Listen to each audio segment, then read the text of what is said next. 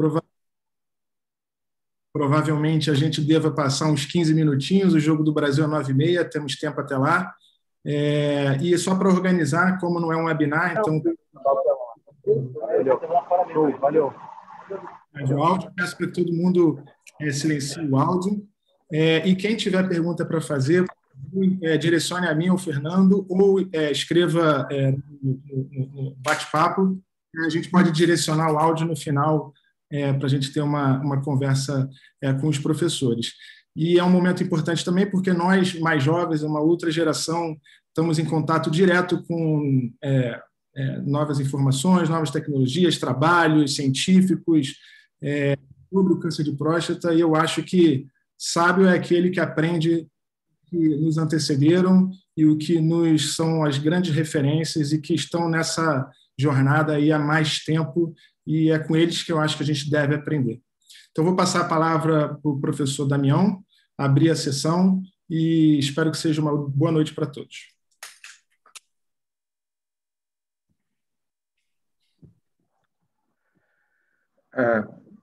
Eu estou tentando não me emocionar, né? A presença do Miguel sempre me toca, para mim, sempre foi a minha grande inspiração, né? Foi ele, o professor Aguinaga, e completando um ano hoje, e ter a oportunidade de ter o Miguel participando desse evento,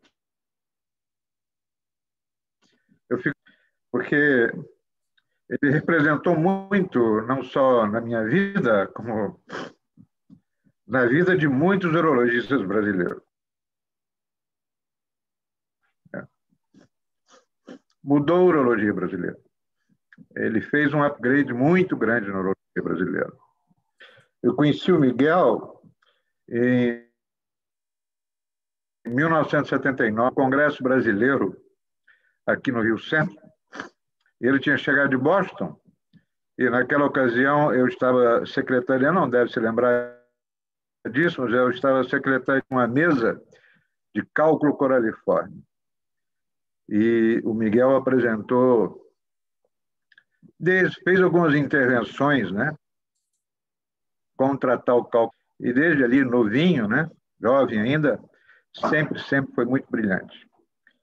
Então, muito obrigado, Miguel. Parabéns a todos vocês por terem iniciado essa reunião. Está completando um ano hoje, né? E a gente está tendo o privilégio de Miguel falar para a gente, né? Eu vou fazer uma apresentação muito rápida de alguns slides, porque há muito bem ao serviço, né? A última vez que ele esteve aqui foi em 2000, quando... pode jogar na tela, né? Quando houve o concurso para o serviço de urologia, eu tive o privilégio de ter o professor Miguel na banca examinadora, juntamente com o Sami Arap, saudoso professor Adelberto. Hoje ainda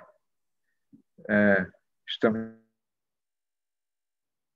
em atividade, no aposentado Howard Cano. Então, naquela ocasião, eu assumi, depois do concurso, a titularidade, né, e a chefia do serviço de urologia. Então, eu queria mostrar um pouquinho para ele, né, rapidamente, né, o que aconteceu aí, né? Pode passar. Então, 25 urologistas no serviço, e contamos com mais adesão de um radiologista, oncologista, radioterapeuta, intensivista, neurologista, cardiologista. São pessoas que frequentam a nossa reunião às segundas-feiras, né? O que trouxe um caráter de uma multidisciplinaridade muito grande. E com isso enriqueceu muitas nossas reuniões, né? Tem o nefrologista, que eu esqueci de colocar aí, que é lotado no serviço de urologia, nefrologia mesmo. Desses, 21 são mestres e desses 14 são doutores. Os outros estão em processo de doutoramento, né? Pode passar. Nós temos 32 leitos de urologia, 11 masculinos, 6 femininos, mais TIAs. Temos uma unidade, um CTI, de unidade pós-operatória fechada dentro da urologia, com 3 leitos, para recuperação estética, mais 5 leitos de adolescentes e também 2 leitos na nefrologia para os transplantes. Aliás, os transplantes começaram em 1975. Eu tive a oportunidade de participar desde o primeiro como interno, né? E o pessoal da USP veio nos ajudar no primeiro transplante. O saudoso de Góes, né, que já tinha experiência, que também foi um grande inspirador com o Miguel, né? Eu sei disso, né? Foram extremamente amigos, né? E de carreira grande, aí no volume grande de transplantes renais, e continuamos até hoje. Interrompemos agora por causa da pandemia, mas já voltamos nessa última semana, né? Essa é a nossa enfermaria, Miguel, é uma enfermaria que está bem modernizada, né? Masculina, feminina, o CTI aí de pós-operatório, só para litias, passar. Ainda no serviço tem o setor de urodinâmica, sala de ultrassonografia, biópsia, pode passar. Nós temos 4 salas cirúrgicas diárias, né, onde são tocados alguns projetos relacionados com parceria com a urologia geral, também pequenas cirurgias na policlínica que faz parte do complexo de saúde da UERJ. Né? Nós temos ainda um centro de pesquisa, né, o Centro de Pesquisa Clínica, nós colocamos o nome do professor Sérgio Aguinaga, Centro de Pesquisa em Urologia CEPUSA. Temos ainda um laboratório dentro do serviço de pesquisa básica, né, Urolab, onde há uma produção científica bem específica, de pesquisa básica, mesmo de bancada. Né? Pode passar. Nós temos salas de ambulatório diariamente, né? Também 3 salas de saúde do homem diariamente, 3 salas de núcleo de disfunções miccionais, né? E uma pediatria 2 vezes por semana. Né? Então, são praticamente 9 salas de ambulatório por dia. Né? Aí, uma imagem de ambulatório da saúde do homem, então, miccional, e o outro de urologia geral. Né? Pode passar. Nós temos alguns projetos, né, que existem, que são em parcerias nos torna referência no Estado, em câncer de próstata, em a saúde do homem, né? Nós somos o primeiro centro no Brasil a montar um centro de atenção no saúde do homem, um núcleo de disfunção miccional com equipamentos, né?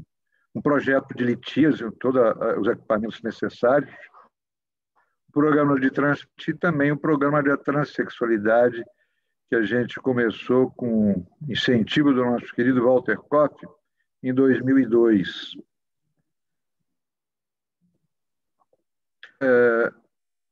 12 cirurgias por semana de próstata, né? 15 cirurgias de litias por semana, cirurgias gerais, né? E aí, robóticas e videolaparoscópicas, né, por semana, e a Policlínica Piquet Carneiro, mais 40 pequenas cirurgias também por semana. Pode passar. Semanalmente, nós temos a nossa reunião clínica.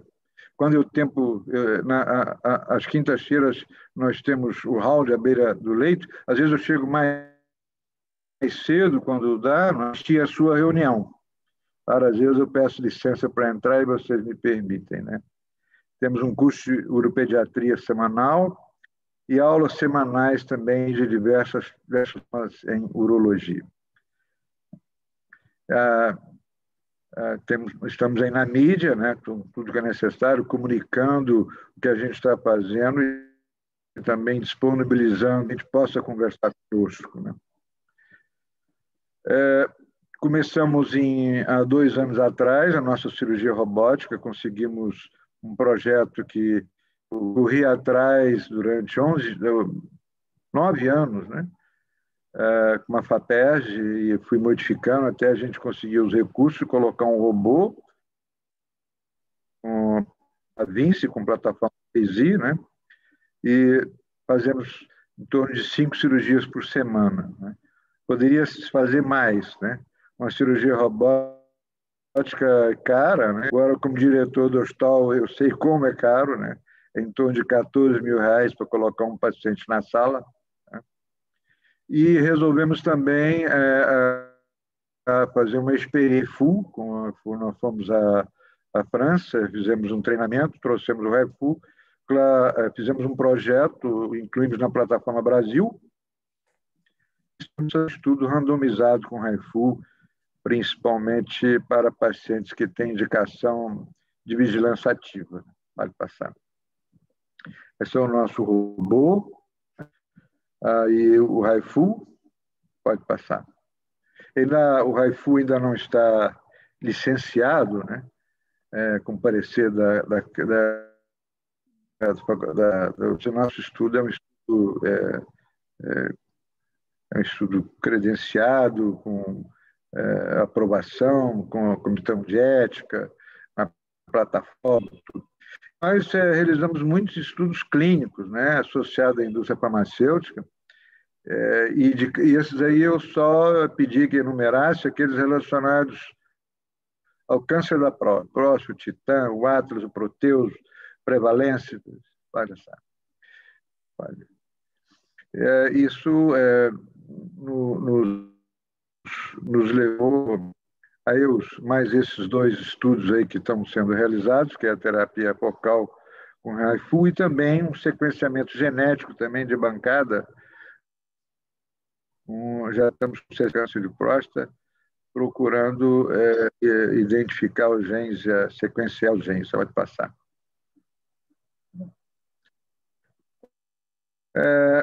Então, eu queria te mostrar, né, que valeu a pena muito esses últimos 20 anos, né? Eu fiz anos, ano passado, né, e acabei indo para a direção do hospital, né? Mas com uma condição de continuar no serviço de urologia, né? Às 7 horas da manhã, fico até às 10 na urologia, né? Passei a ter dedicação exclusiva na instituição. Eu tenho feito consultório praticamente e repassando os pacientes para os mais jovens, né? Ou então para atender amigos, né? Não tem hora para sair. E tem sido um trabalho diferente, eu tenho aprendido muito, né? Sendo um gestor, eu não tinha ideia do que era administrar um hospital, né? Estou muito feliz com isso, minha família um pouco contrariada, que é natural, né? E vivemos um período, ano passado, em que 50% do hospital viraram leitos Covid, né? Fechamos as enfermarias tudo para leito Covid, com 90 leitos CTI, né? E tivemos um desempenho reconhecido pela sociedade, pelas secretarias, e houve até um filme, né, uma série que foi disponibilizada no Globoplay, né, e por Iro, que também fez muito sucesso. E a gente não deixou de ter parte das atividades todas do hospital, e principalmente da urologia. Agora estamos novamente vivendo um momento mais difícil, né? Muito por causa da escassez de medicamentos, né? Com isso, para que se possa disponibilizar os bloqueadores musculares, os tranquilizantes, né? E a gente reduziu o número de cirurgias em todo o hospital e estamos retomando agora, já com uma média de 60 cirurgias por dia, né? Caímos para 10, agora já estamos com 20, a semana que vem a gente retorna com 30 e retornamos os transplantes, porque a gente conseguiu fazer compras mais expressivas de tal sorte que a gente possa continuar com 40 leitos Covid, que é o que a gente tem hoje, né? Metade CTI. E inauguramos a semana passada um ambulatório multidisciplinar exclusivamente para pacientes Covid, né? Onde tem neurologista, pneumologista, clínico, cardiologista, nutricionista, fisioterapeuta, tem, enfim, todas aquelas especialidades que é necessário para que os pacientes possam ter um tratamento adequado, né? Então, era isso que eu queria te falar, sabe? Porque você teve uma participação muito especial nisso, você sempre foi uma instituição muito grande para mim e para muitos urologistas, né? Você e o professor Aguinac, para mim, continua muito vivo nas minhas memórias, né? E estou aqui do lado da neta dele, né? E os bisnetos estão lá em cima dormindo, né? Muito obrigado mesmo de coração pela sua presença e obrigado vocês pelo trabalho que vocês têm feito, né? E pelo carinho especial todos que vocês todos têm comigo. Obrigado.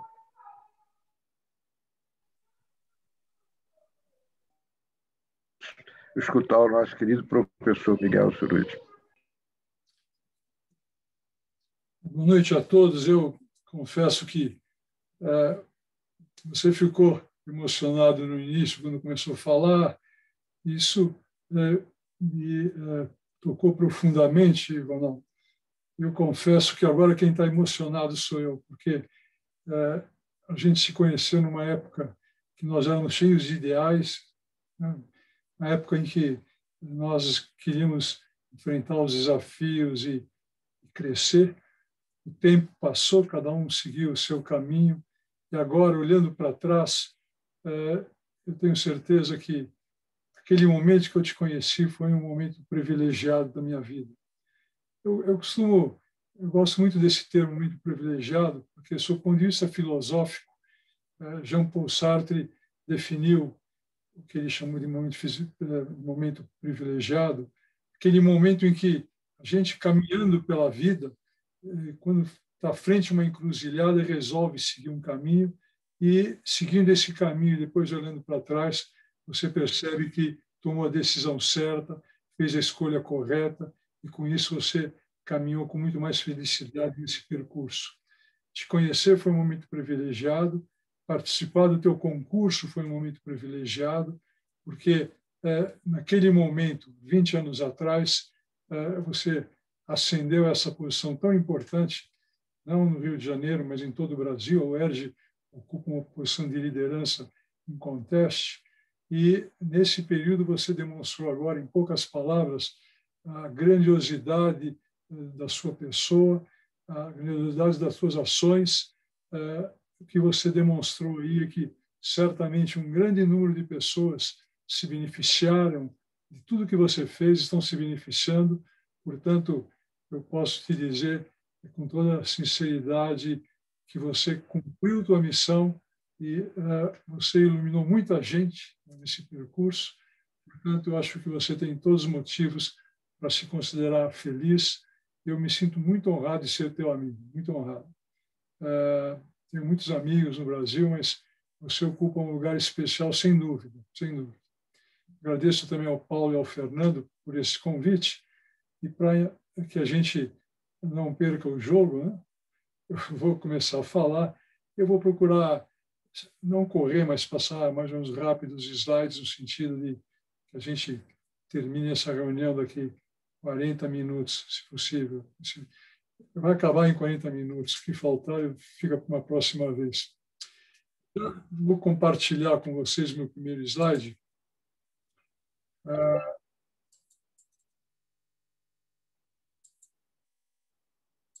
O que eu vou tentar transmitir nesse momento é alguns conhecimentos práticos. Eu não vou falar de muita teoria, não.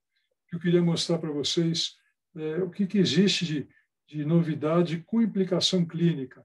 Eu acho que é um conceito importante, principalmente quando a gente participa de uma reunião onde tem muitas pessoas capazes, muitas pessoas jovens, pessoas que estão ainda cheias de idealismo, e eu acho que tentar compreender o que está acontecendo agora não é uma coisa que eu tenho competência total para fazer, mas eu vou me esforçar para, pelo menos, apresentar alguns pontos de vista que possam ajudar vocês a permear os caminhos que vocês têm que enfrentar.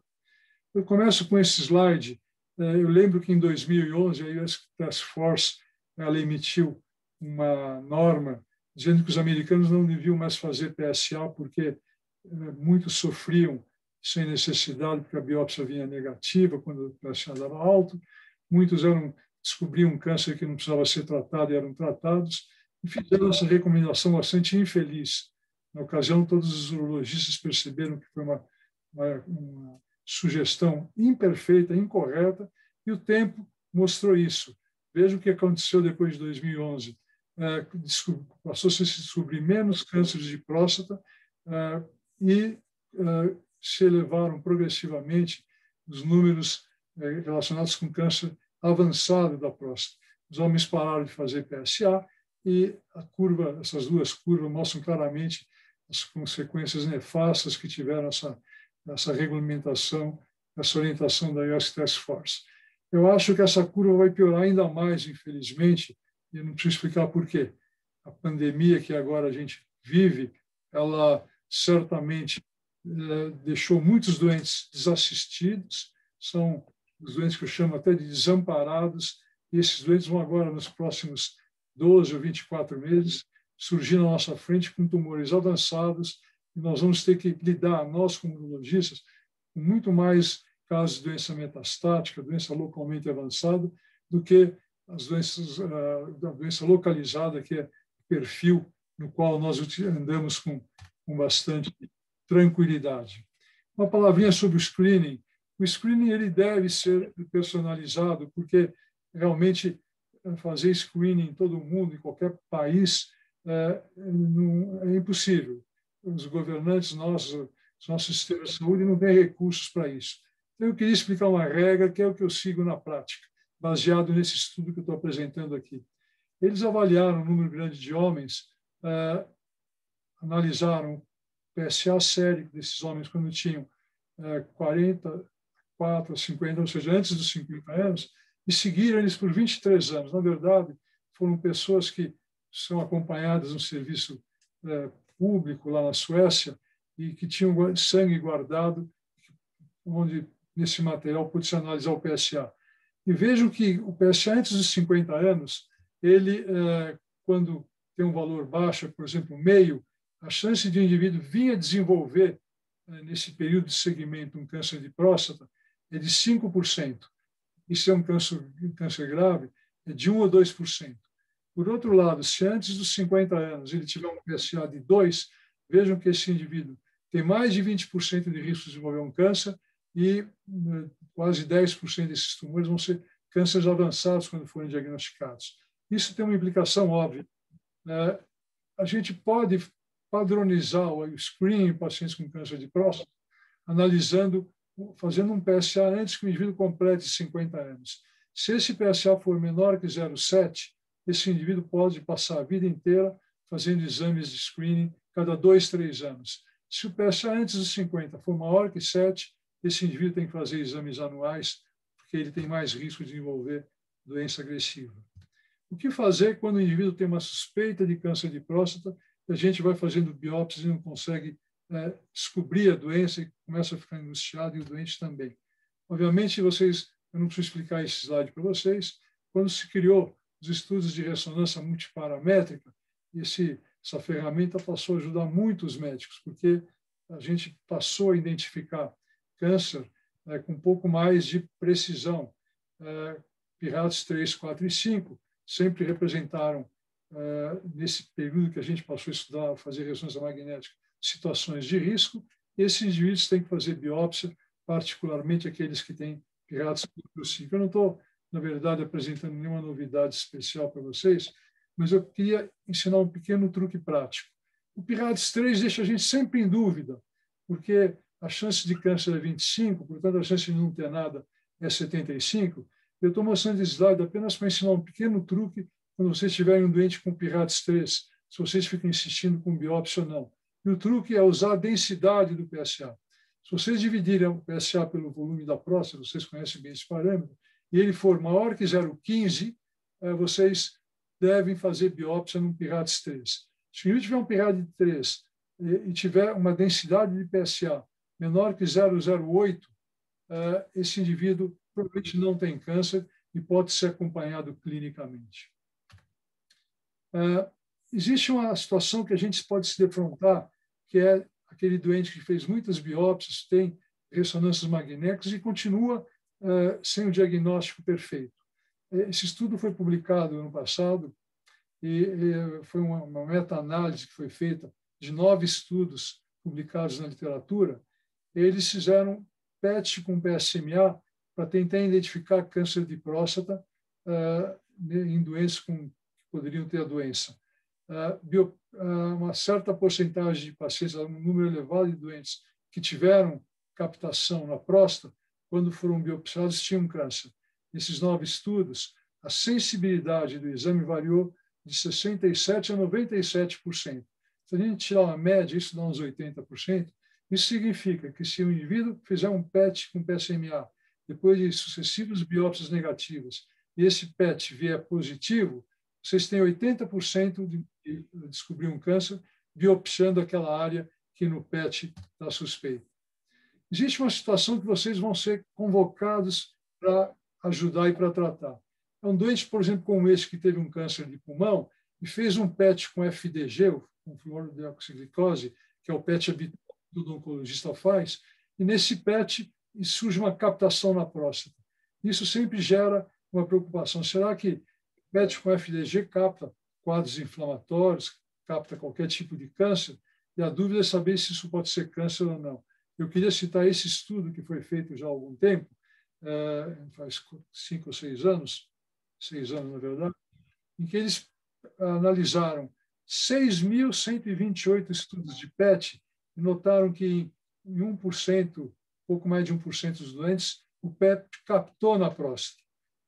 63 desses doentes foram biopsiados e 8 tinham câncer. Então, na verdade, uma captação na próstata tem um risco pequeno de representar um câncer, mas, de qualquer jeito, não dá para excluir. Se vocês forem convocados por um clínico para dar um palpite, dar uma opinião sobre um doente que captou um FDG na próstata, digam que o risco de câncer é algo como 10% ou 15%. Se esse indivíduo tiver na ressonância um SUV maior que 54, se for uma lesão periférica e se for focal, a chance de ser um câncer é muito maior que 13%.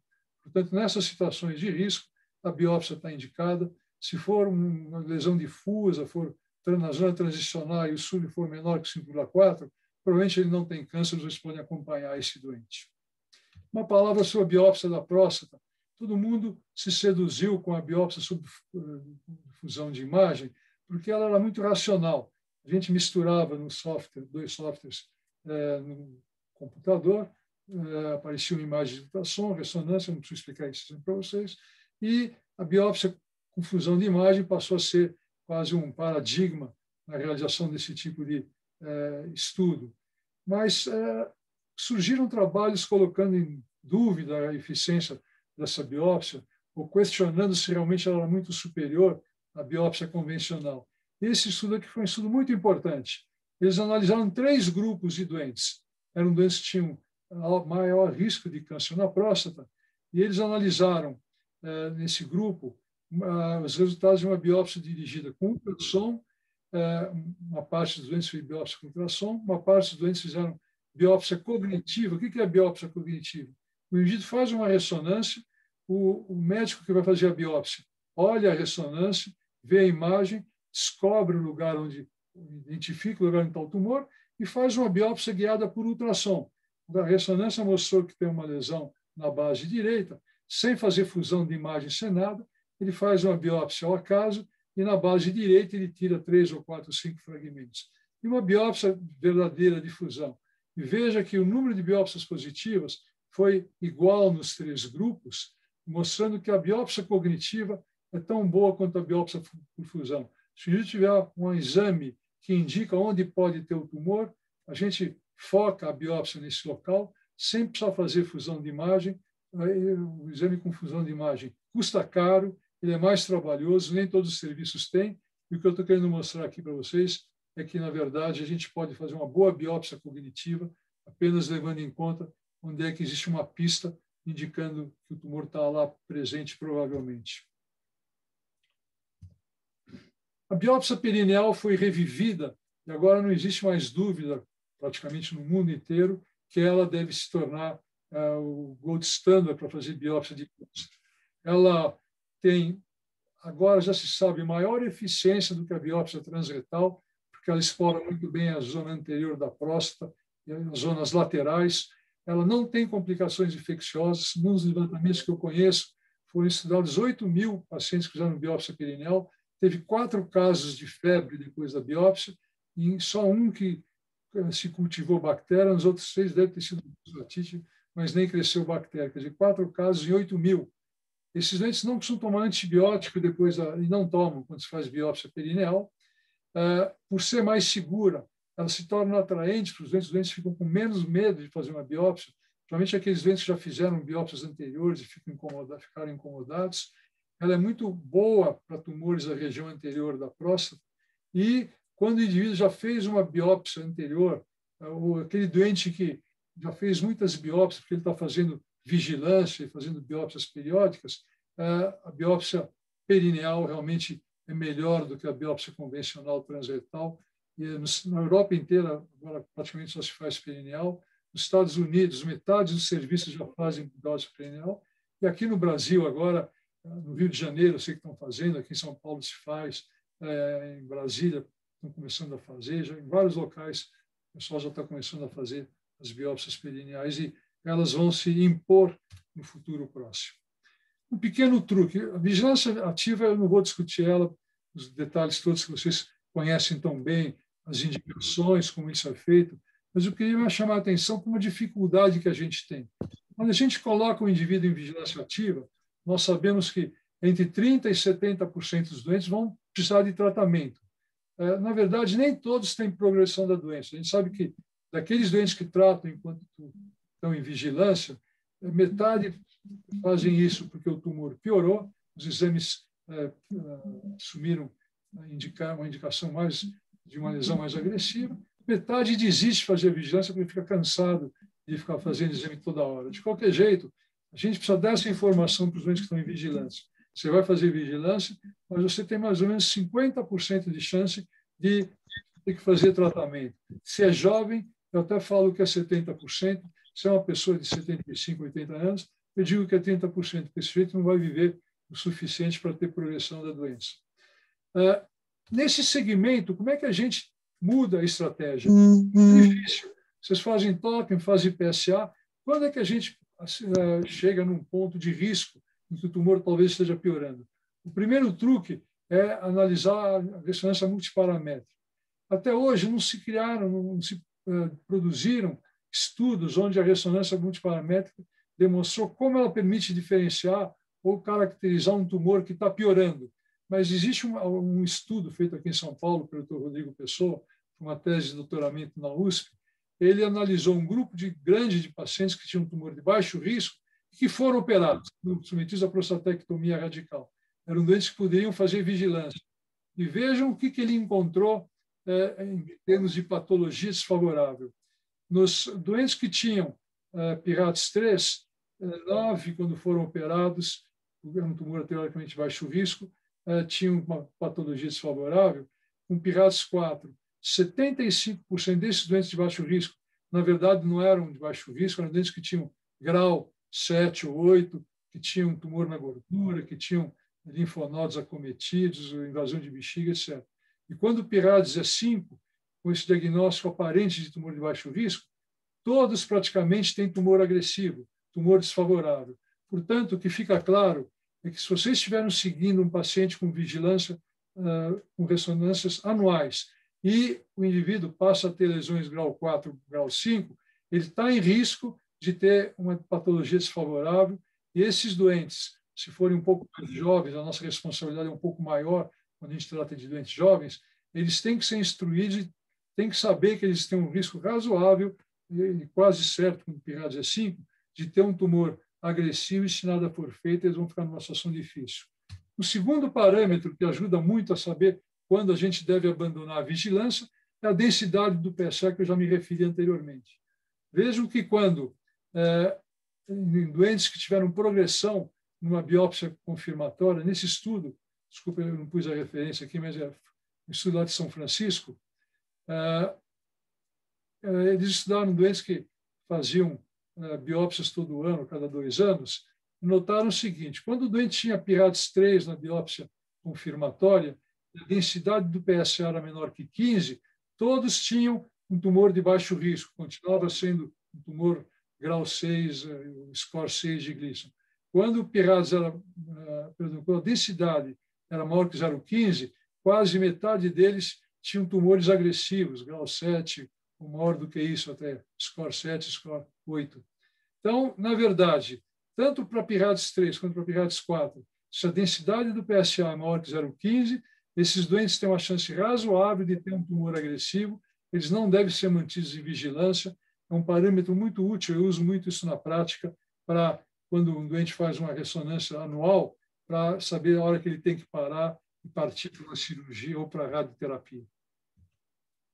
Eu não vou entrar em detalhes sobre a cirurgia, isso agora já é um consenso que a robótica representa o futuro. A cirurgia aberta só é feita por grupos da era paleontológica, e eu me incluo entre eles. Eu não aprendi a fazer robótica, então eu continuo fazendo a cirurgia aberta, mas que me enche de encantos, por sinal. Mas, enfim, os doentes querem cirurgia robótica, existe a ideia de que ela é minimamente invasiva, alguns acham que ela dá menos impotência. Tudo isso é muito discutido, a gente já cansou de falar sobre isso, já cansaram de me ouvir falar. Eu queria mostrar esse trabalho que foi publicado há 2 anos atrás pelo grupo do Patel.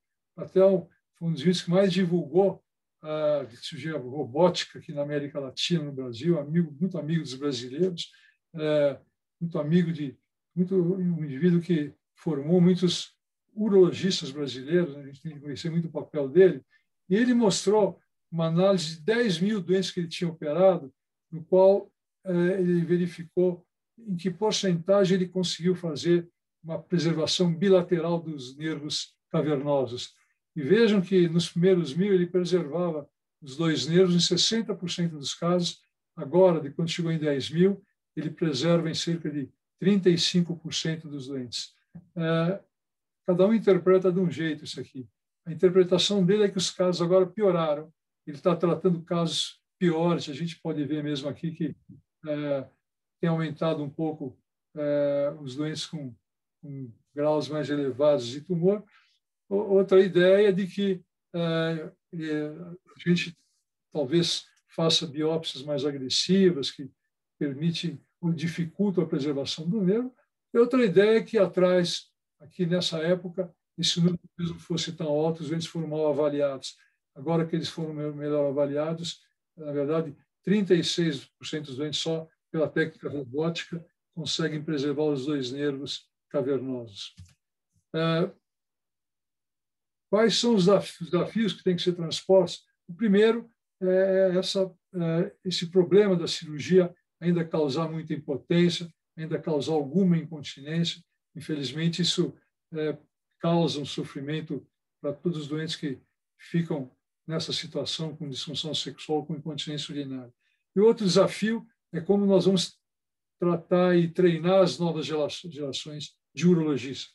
Vocês sabem que passar dessa grande massa que está treinando robótica para um grupo, vamos chamar assim, de elite, que faz muito bem robótica, que tem sido muito referenciado na área clínica por todos os colegas, é tão difícil quanto escalar o Everest ou atravessar 2 prédios em cima de uma corda. A gente não achou soluções ainda, e esses são os fatores que realmente dificultam essa escalada. Os custos são elevados, o acesso ao robô é difícil, a curva é longa, e a gente não tem mais instrutores disponíveis, de modo que esse é um problema que todos aqueles que cuidam de educação médica, chefes de serviço que querem treinar bem seus residentes, vão ter que achar alguma solução. Até agora, ninguém descobriu como fazer isso. O que fazer com margens positivas? Eu não vou também, existe uma discussão grande do valor de margens positivas. A primeira mensagem que eu queria dar para vocês é o seguinte: se vocês me perguntaram o que é pior, ter margens positivas ou um tumor na gordura, que é o PT3, o PT3 é muito pior que margem positiva, porque o PT3 indica um tumor agressivo cujas células pularam para a gordura. A margem positiva, às vezes, é criada pelo cirurgião, que invade o tumor, e ela é uma margem falsa. Então, muito cuidado com quem tem PT3 e um pouco mais de tranquilidade quando tem uma margem positiva com gordura negativa. Essa é a primeira mensagem.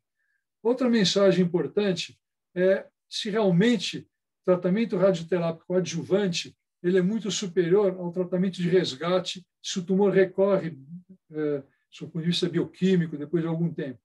Os radioterapeutas defendem arduamente a radioterapia adjuvante. E eu confesso que até hoje eu não estou convencido de que ela é superior, muito pelo contrário.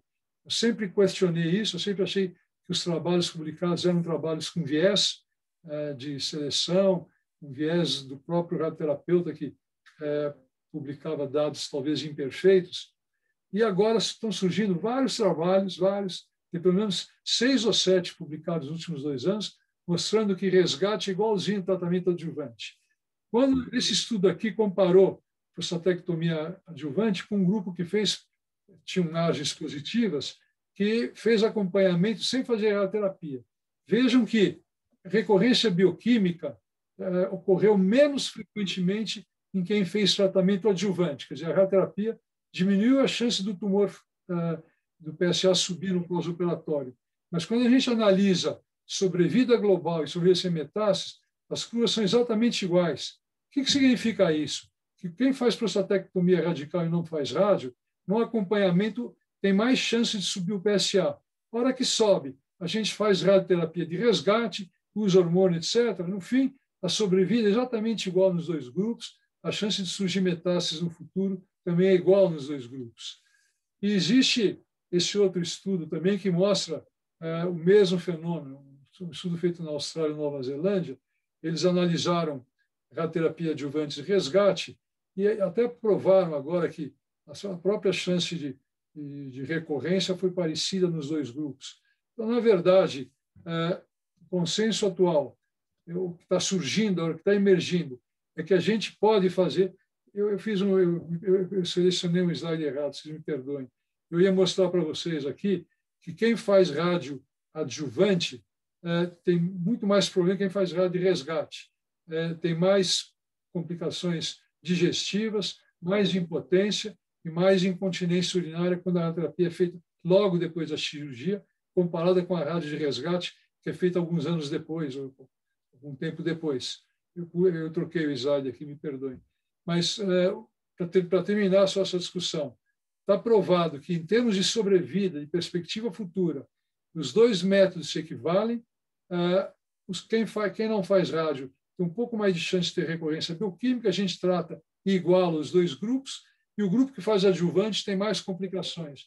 De modo que, atualmente, eu não deixo de fazer a rádio quando o doente é um doente muito assustado, tem doentes que ficam em pânico porque deu uma margem positiva e irradio, quando é indivíduo jovem que não está preocupado com potência, às vezes irradio também, mas quando você está calmo, está tranquilo, eu oriento ele, eu digo que se voltar o resultado vai ser o mesmo, esse indivíduo compreendendo a coisa, em geral aceita bem, a gente poupa esses doentes de fazer a terapia necessária. Lembre-se que quando a gente, nos casos que tem margem positiva, a gente não trata, 60% nunca tem recorrência bioquímica, nunca fazem radioterapia. Se vocês irradiarem todo mundo que tem margem positiva, de cada 100 doentes, 100 vão ser irradiados. Se vocês fizerem rádio de resgate, só 40 vão ser irradiados, 60 nunca vão precisar fazer radioterapia. Sobre a radioterapia, uma mensagem rápida para vocês. O nosso método clássico, que era fazer 42 aplicações, segundo os radioterapeutas, era o melhor que tinha. Agora, eles mesmos estão mostrando que talvez não seja necessário fazer 42 aplicações. Existe agora a radioterapia hipofracionada, tem um método que faz 20 aplicações. Por aplicação são feitos mais centigrays. Então, se fazem menos aplicações, tem grupos que fazem 20 aplicações, 28. Agora tem a ultra hipofracionada, que são feitos mais do que 500 centigrays por aplicação, que são feitas 5, 6, 8 ou 9 aplicações só, 3 vezes por semana. Eu acho que os radioterapeutas apelaram para esse recurso, porque eles perdiam muito doente para a cirurgia, porque o doente não agradava a ideia de ficar fazendo 8 semanas de aplicações. Então, eles diminuíram o número de aplicações para melhorar um pouquinho a adesão dos doentes. Essa é a minha opinião.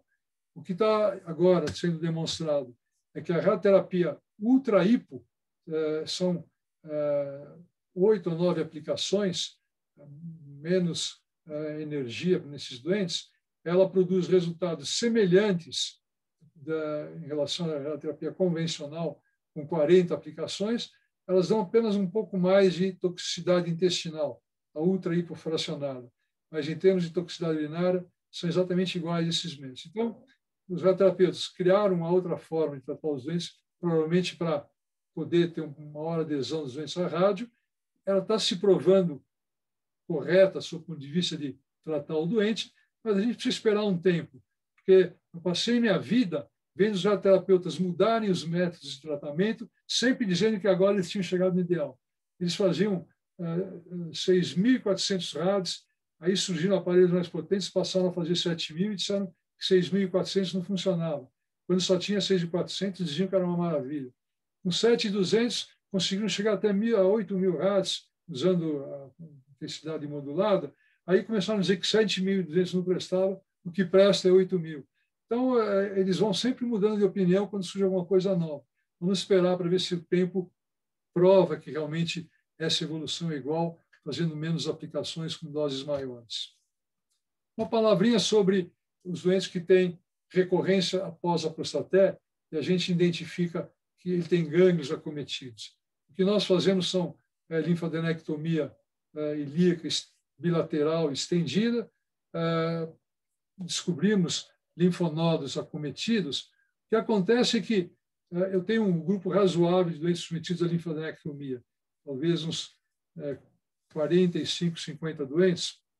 E no começo eu estava entusiasmado, mas devagarzinho, com o passar do tempo, eu comecei a perder entusiasmo, porque muitos doentes, a gente faz uma linfadenectomia extensa, eu faço extensa. Esse é um doente que eu operei, veja que eu resseco. Aqui está a bifurcação da aorta, vou até lá em cima, bifurcação da cava está aqui. Eu faço dissecções extensas. E, apesar disso, o tumor volta depois de algum tempo. Essa começa a subir. Isso foi me deixando um pouco incomodado. E a ponto de que, até uns 2 anos atrás, eu fiz a maioria desses casos. De 1 ano e meio, 2 anos para cá, eu estou fazendo poucos casos, porque realmente me incomodava muito o tumor voltar depois de uma linfadenectomia, uma cirurgia de porte razoável, e eu ter que mandar o doente depois para a rádio, porque surgiam outros linfonodos, o PSA voltava a subir.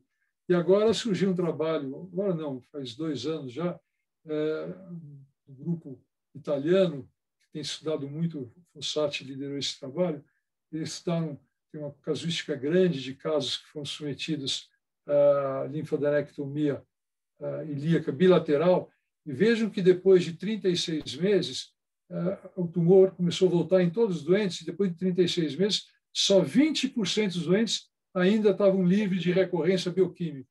Essa é uma curva feita após a linfadenectomia. E veja que com 3 anos os resultados ficaram ruins.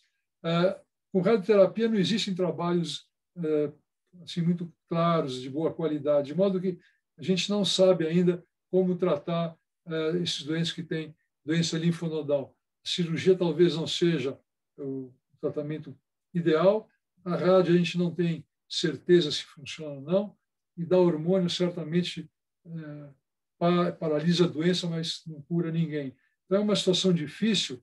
Existe uma solução que está sendo proposta agora, que talvez vá melhorar o resultado da linfadenectomia, que é a chamada cirurgia radioguiada. A gente faz um PET com PSMA na cirurgia.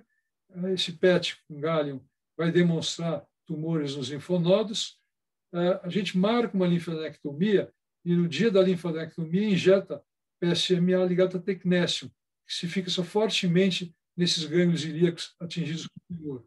Na hora da cirurgia, a gente coloca uma gama-câmara, identifica que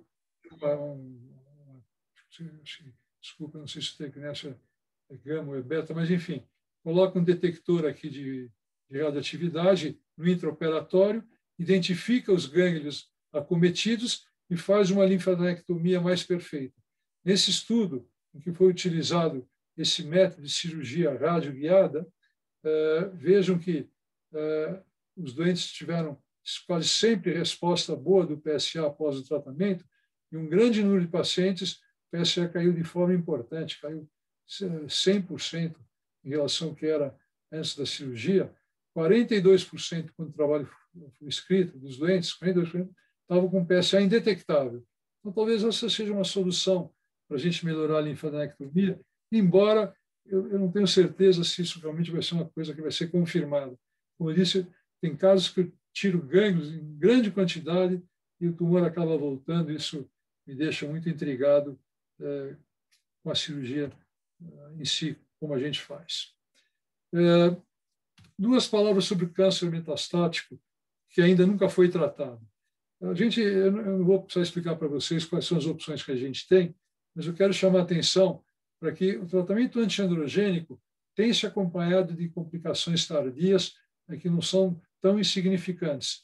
Nesse estudo aqui, que já é antigo, já tinha se provado que tratamento prolongado com análogos do LH aumenta o risco de diabetes, doença coronariana, morte súbita. A orquiectomia, ela não tem tanto esse efeito. Eu mostro esse slide apenas para enfatizar que nos doentes com maior risco cardíaco, propor uma orquiectomia, a meu ver, é bastante pertinente.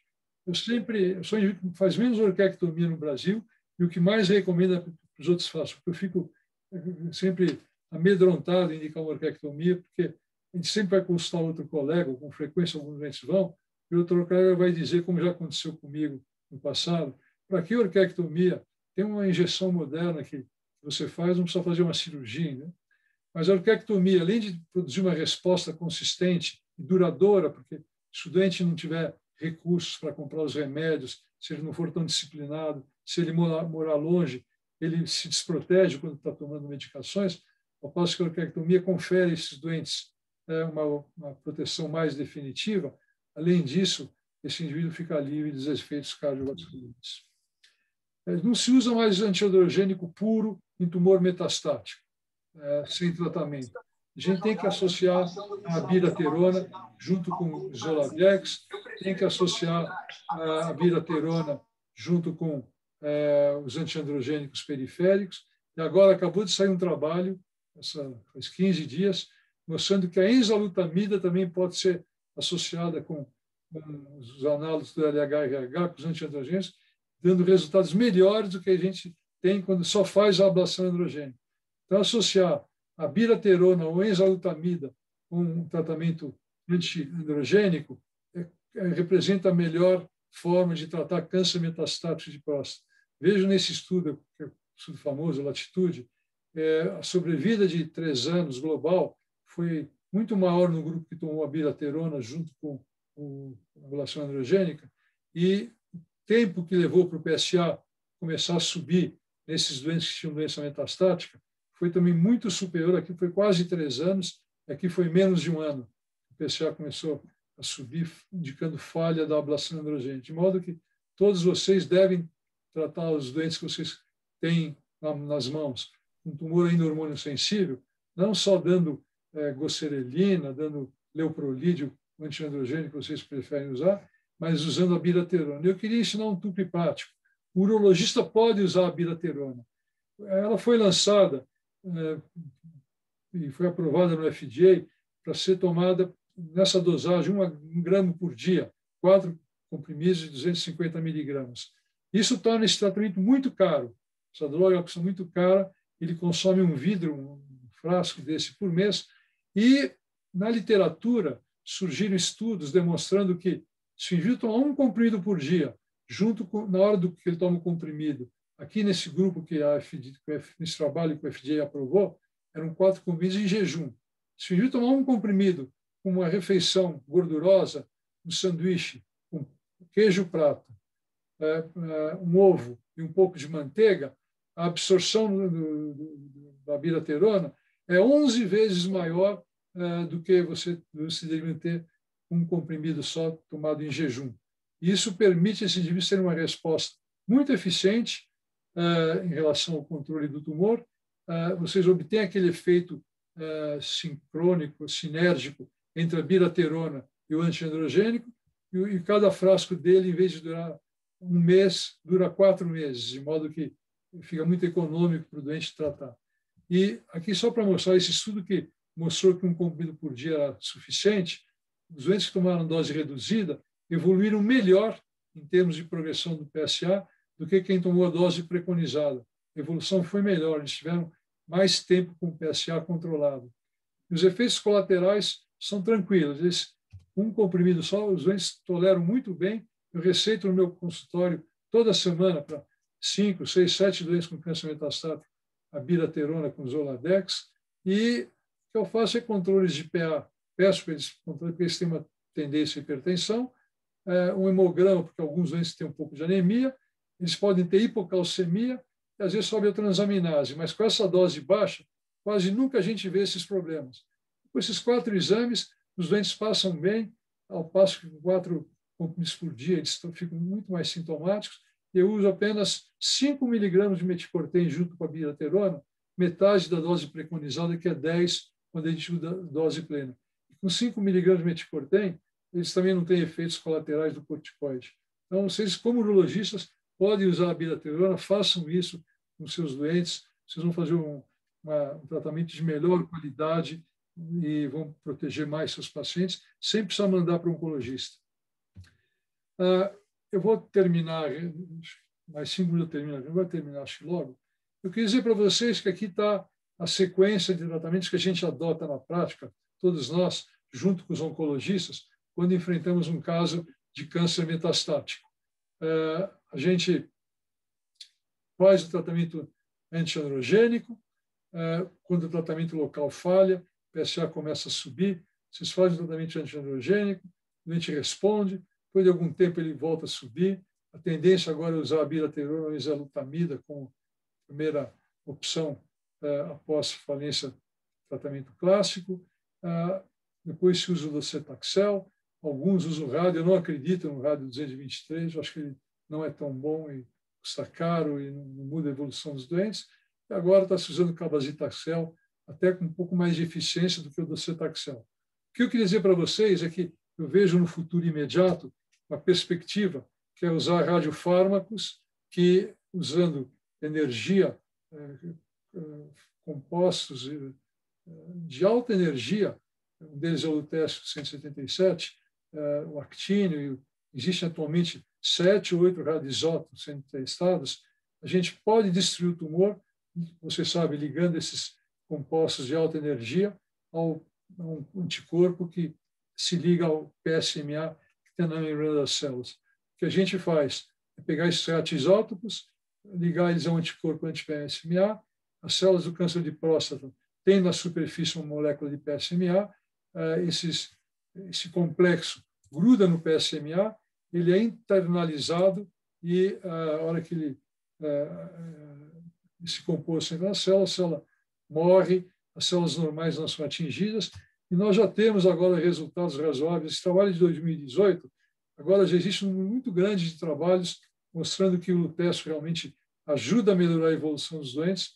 Aqui em São Paulo a gente tem usado bastante, tenho certeza que no Rio se usa também, e vejam nesse estudo, por exemplo, doentes que foram tratados com lutésio, 80% deles tiveram queda do PSA, 50% deles tiveram quedas de mais de 50% dos níveis de PSA no sangue.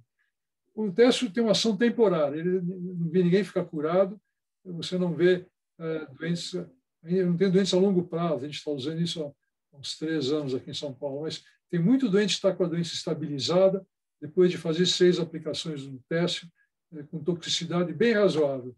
O actínio, que é um radioisótopo mais potente, causa muito efeito colateral e tem a síntese também muito mais difícil, a obtenção dele, não está sendo usado na prática, mas o lutécio já é disponível no Brasil, e como eu disse para vocês, eu já coloco o lutécio provavelmente nesse ponto aqui, quando falha os antiandrogênicos periféricos. Nós temos mais 2 antiandrogênicos novos muito bons, a palutamida e a duralutamida, que agora se provou que são até melhores que a bilaterona e a exaluta, e já estão disponíveis no mercado. Mas quando esse grupo falha, talvez já seja o caso de fazer o lutécio, porque o rádio não funciona, ficar insistindo com esses compostos também não resolve, e talvez seja uma indicação para se fazer o lutécio nesses pacientes.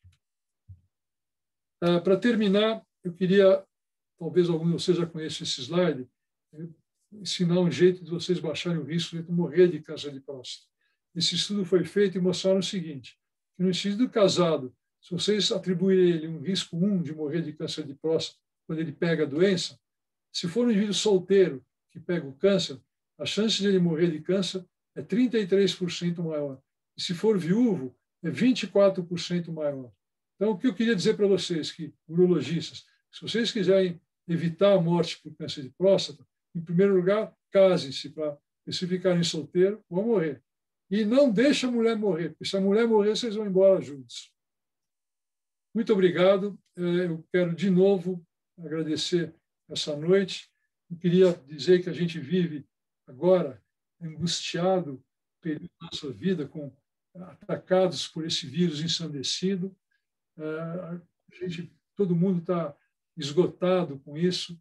Muitos de nós contraiu a doença. Felizmente, a maioria sobreviveu. Nós temos capacidade de sermos bem tratados.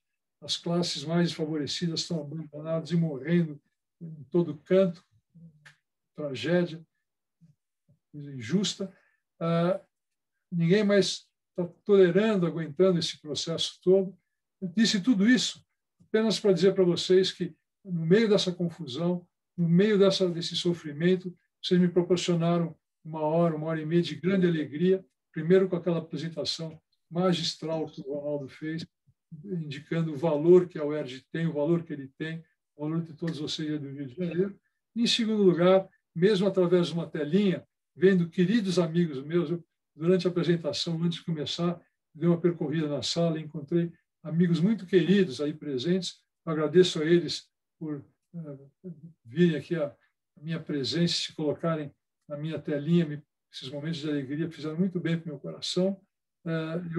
Toda vez que for convidado, não vou hesitar em aceitar um convite do Rio de Janeiro, só para ver vocês, mesmo que através de uma tela fria de um computador. Muito obrigado por essa deferência.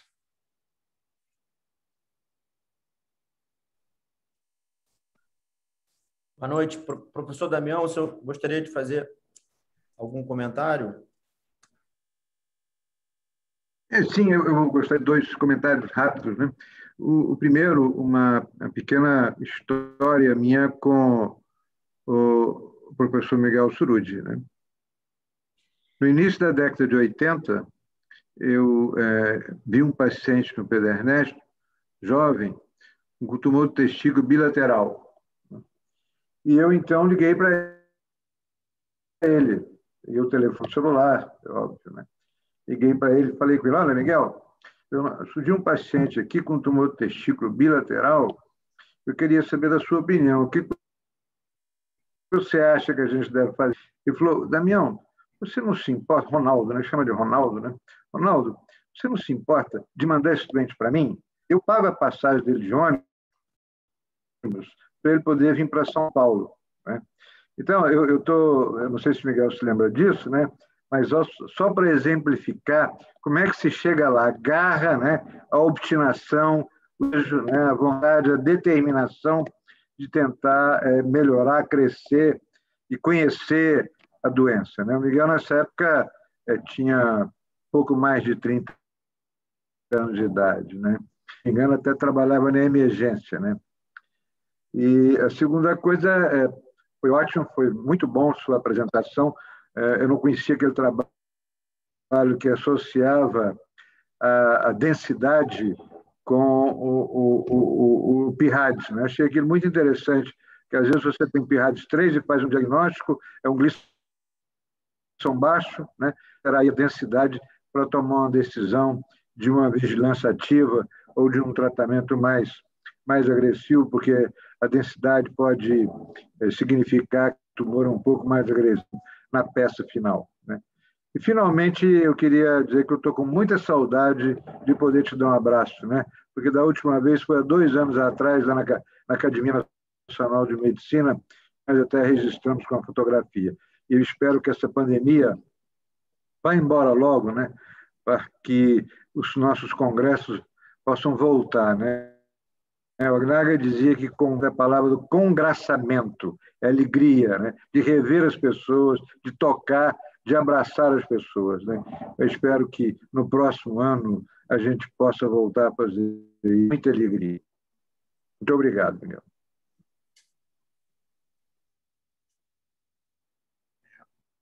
Professor Miguel, primeiramente, mais uma vez agradecer. Brilhante apresentação do senhor, foi aula maravilhosa. É sempre muito bom ouvi-lo e aprender com o senhor, com a sua experiência. Eu gostaria de fazer uma pergunta. Hoje a gente acaba comparando, né? Acaba havendo uma comparação do câncer de próstata no homem com o câncer de mama na mulher.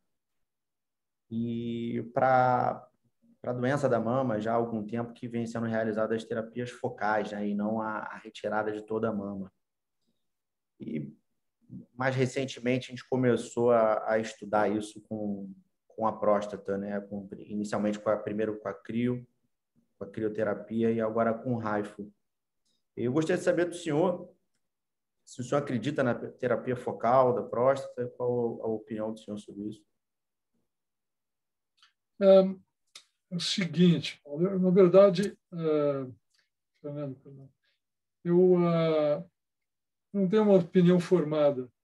Me intriga um pouco a grande heterogeneidade dos trabalhos publicados. Existem trabalhos que mostram que o HIFU cura todo mundo. Existem outros que dizem que 60% continuam com biópsias positivas depois de 2 anos, entendeu? Que também não quer dizer que seja, pode ser só células inativas, sei lá, mas continua com biópsia positiva. Então, e entre esses 2 extremos, a gente tem todos os resultados possíveis. Óbvio que é uma técnica que exige habilidade, conhecimento e experiência. Fazer HIFU não é igual fazer um ultrassom para examinar a bexiga, examinar o rim, né? Então, é possível que a falta de resultados uniformes se deva a critérios de seleção que não são perfeitos, se deva ao uso da técnica por pessoas que não são totalmente treinadas.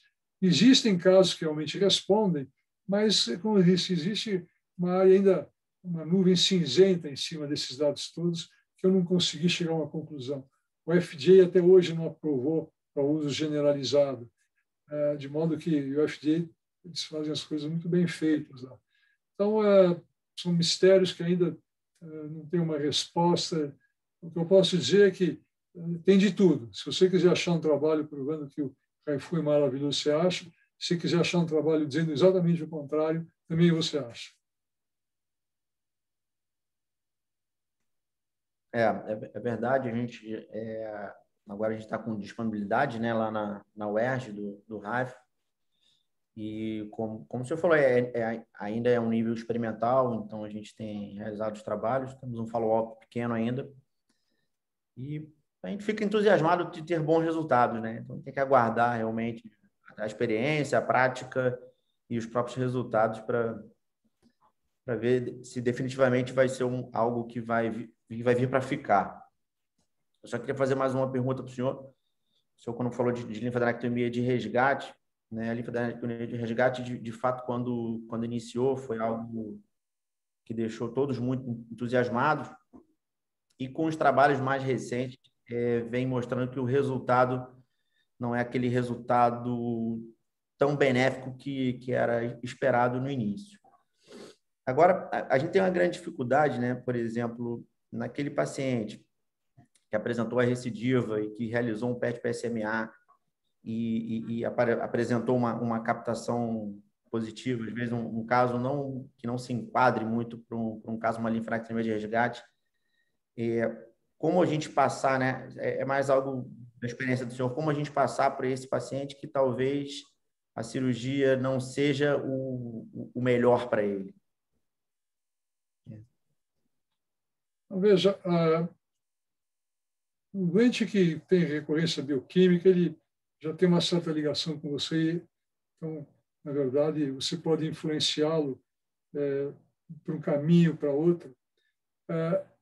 Eu, na verdade, tenho feito linfadenectomias, como eu disse, com muito menos frequência, por não estar observando a longo prazo um número muito grande de curas, né? A curto prazo, o PSA sempre cai.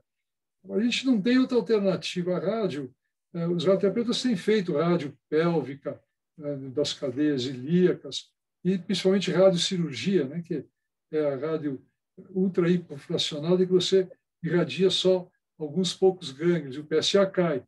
Eu tenho alguns casos de gânglio único que fez a ultra-hipofracionada, e o PSA ficou indetectável. E a gente fica até feliz, mas quem faz linfadené, quem já fez bastante, sabe que é muito comum na linfadené o gânglio apontado vir negativo, a região onde tem um gânglio apontado, se vai lá e não tem nada, e outros gânglios do outro lado, do mesmo lado, de cadeias diferentes, virem positivos. Isso acontece muito. Ou seja, o PET com PSMA ele não é perfeito em termos de sensibilidade e especificidade. Ele produz tanto falsos positivos como falsos negativos. É por isso que tem que tirar tudo. Isso realmente torna a cirurgia mais agressiva, tem complicações. Já tive 4 ou 5 casos de linfoceles, coisa que eu não tenho na radical, né? E que tive em 4 ou 5 doentes. Teve um que eu tive que reoperar para dar linfocele, fazer uma janela no peritônio, enfim. Então, tudo isso vai criando algum desconforto. E essa ideia de que esse trabalho italiano que mostrou que depois de 3 anos só 20% continuam com o PSA indetectável foi muito incômodo para mim. Na verdade, ele confirmou um sentimento que eu tinha. Talvez essa cirurgia radioguiada, usando o tecnésio marcado, talvez permita a gente fazer uma cirurgia mais perfeita. Não precisa tirar tantos gânglios, você vai na área atingida, a cirurgia deixa de ser tão extensa, isso também não cria complicações. É muito ruim quando você faz uma linfadenia, PSA continua alto e o sujeito tem algum problema, isso é muito ruim. Então, é um capítulo que ainda não se escreveu, perdão, a área não se foi escrita no último capítulo. Muito obrigado, professor. Eu vou passar a palavra para o Paulo, para ele fazer alguns comentários também. Muito obrigado, professor. Obrigado, professor, pela apresentação. Estamos chegando no nosso horário final. Tenho certeza que muitas pessoas gostariam de fazer perguntas e, enfim, para não ficar cansativo o final, vou fazer uma pergunta muito rápida e depois eu já passo, aí você já passa direto para o professor Damião fazer os comentários finais e encerrar a sessão. Mais uma vez, obrigado, professor Miguel, pela presença e pela brilhante aula. Eu queria só saber do senhor qual a sua opinião em relação à terapia direcionada à metástase. A gente tem só estudos fase 2 hoje, e se o senhor acredita que esse é um caminho que pode se seguir. Enfim, terapia direcionada à metástase, se o senhor tem experiência com esses pacientes, o que você acha dessa forma de tratamento? Depois o professor Damião pode fazer os comentários finais e encerrar a sessão. E muito obrigado a todos. Obrigado, Paulo. Na verdade, o tratamento de doença oligometastática está sendo realizado no mundo inteiro. Nós fazemos aqui em São Paulo bastante. Mas ela não tem sentido em doença metastática grave, primeiro conceito. aquele indivíduo que tem 2 ou 3 lesões em gânglios, ou tem uma lesão óssea, 2 únicas. Esses doentes, a gente tem feito tratamento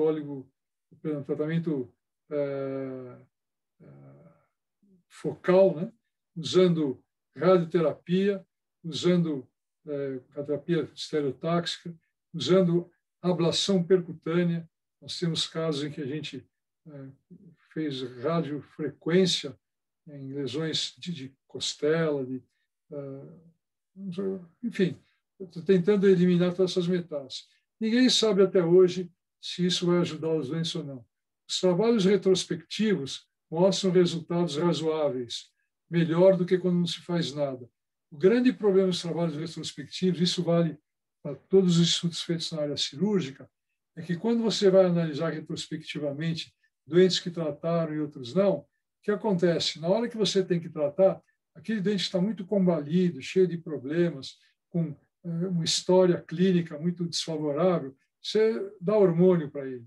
Aquele outro que é jovem, que é forte, que é esportista, pouca lesão, esse você faz o tratamento, doença oligometastática, faz um monte de cirurgias, e essas comparações ficam sempre injustas, porque você faz uma seleção de pacientes. Então, eu não sei se os doentes com doença oligometastática, em estudos retrospectivos, estão indo melhor do que quem não trata, porque eram casos melhores, ou se realmente a doença está ajudando. Até hoje não tem estudo prospectivo que eu conheço. Eu conheço uns 5 ou 6 feitos em próstata, mas sempre trabalhos retrospectivos, analisando grandes casuísticas. Então, a gente não tem uma resposta ainda para esse tratamento. Agora, me agrada fazer, porque são tratamentos que são pouco agressivos. Né? Você fazer uma terapia estereotáxica em 1 ou 2 gânglios, enfiar uma agulhinha, destruir uma lesão, não causa nenhum mal para o doente. Os doentes ficam felizes porque eles sabem que tem uma metástase sendo tratada, irradiar uma vértebra ou uma área da crista ilíaca, quando tem poucas lesões, isso dá um pouco de tranquilidade para o doente. Na pior das hipóteses, ele vai morrer no mesmo dia, mas passa algum tempo sem sofrer tanto. Né?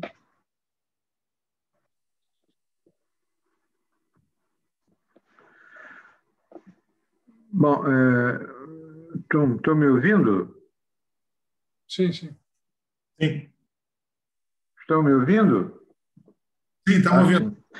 Então, olha, mais uma vez, Miguel, quero te agradecer muito, mas quero também agradecer muito a algumas pessoas da velha guarda que está assistindo você falar. Né? Adair Coutinho, Paulo César Nancy, Jorge Sabaneff, Miguel Cazula Osta, Edmundo Iorio, Mário Bianco. Os que eu vi, eu não consegui ver tudo. Né? Então, pessoas que têm uma história muito bonita dentro da urologia, né? E que esse momento de escutar aqui os seus ensinamentos, sua experiência, né? Porque estão ainda sedentos para poder aprender e fazer o melhor para os pacientes que eles atendem. Né? Mais uma vez, muito obrigado. Um abraço carinhoso em toda a família e espero que brevemente repetir esse evento e, mais uma vez, a gente possa fazer isso de uma forma presencial e trocar um abraço afetuoso. Né? Muito obrigado, meu. Muito obrigado a todos vocês e peço que vocês, então, encerrem. Muito obrigado a todos. Obrigado, Daniel. Muito obrigado. Boa noite a todos, pessoal. Boa noite. Obrigado.